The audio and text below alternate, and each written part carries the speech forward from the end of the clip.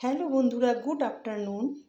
কেমন আছো সবাই? আশা রাখছি অনেক ভালো আছো। আমিও কিন্তু আজকে মোটামুটি ভালোই আছি।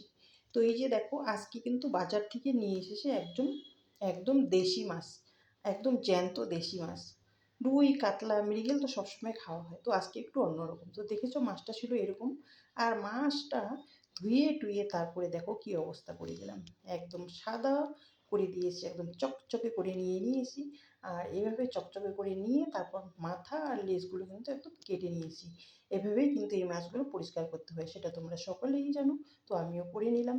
তারপরে এই যে দেখো আমার কড়াই, দেখো কড়াই কিন্তু একদম চকচকে। এই যে দেখো চকচকে কড়াইয়ের উপর দিয়ে দিলাম কিন্তু বেশ কিছুটা তেল, কারণ অনেকটাই দিয়ে দিলাম। মানে এই তেলে মাছ ভাজবো, আবার এই তেলে মশলা কষায় মাছের চচ্চড়িটা করে নেব। তারপরে এই যে দেখো মাছের মধ্যে দিয়ে দিলাম লবণ, দিয়ে দিলাম হলুদ। আর সবাই বলবে ঝুড়িতেই কেন দিচ্ছি, ঝুড়িটাতেই দিয়ে দিলাম। তারপর এদিকে তেলটাও গরম হচ্ছে, দেখতেই পাচ্ছ বন্ধুরা। আর এদিকে তারপরে কিন্তু দিয়ে দিলাম কড়াইতে, মশমশা করে ভেজে নিয়ে নেব। কি সুন্দর লাগতেছে দেখো।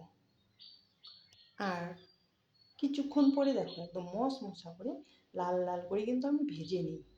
তারপরে মশলাটা কষিয়ে নিলাম। একটু ঝিরি ঝিরি করে আলু কেটে দিয়েছি, পেঁয়াজ, আদা, লঙ্কা, জিরা বাটা সব কিছু দিয়ে মশলাটা কষিয়ে নিয়ে তারপরে দিয়ে দিলাম ছোটো মাছগুলো ঢেলে। তারপরে একটু পরে দেখো এই যে দেখো জলটা শুকিয়ে গেল, আর নামিয়ে নিলাম ছোটো মাছের চচ্চড়ি। আর কি সুন্দর হয়েছে দেখো তোমরা কালারটা। আর এই ছোটো মাছগুলো আমি এভাবেই রান্না করি। আর একটু কালো জিরেও দিয়েছি, তাতে তাতে খেতে বেশি ভালো লাগবে। তারপরে করে নিয়ে নিলাম একটু আলু আর কোয়াশের তরকারি। একটা তো তরকারি লাগবেই করতে, তাই না? তারপরে ভাজা না করলে কেমন হয়, সেজন্য দেখো একটু ছিল ঢেঁড়স, ঢেঁড়সটা ভাজা করে নিলাম।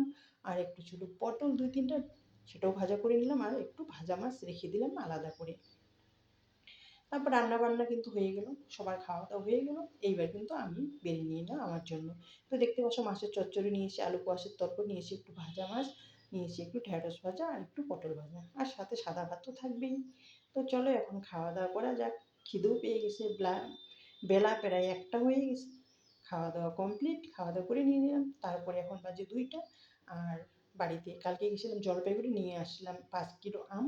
তো সেই আমগুলোই এখন কাটবো, কেটে কিন্তু আম খাবো। কারণ বিকালে আর অন্য কিছু খাবো না, আমটাই হচ্ছে আমার ফেভারিট ফল। আর কিছুদিন পরে পকেটে টাকা থাকবে কিন্তু আম থাকবে না, সেজন্যই কিন্তু আমি এটাও বাদ দিনে নিয়ে আসছি কিন্তু আম। তো আজকের ভিডিওটা থাকলো এখান থেকে, দেখা হচ্ছে তোমাদের সঙ্গে নেক্সট অন্য কোনো ভিডিওতে। তো আজকের মতো সবাইকে টাটা, বাই বাই।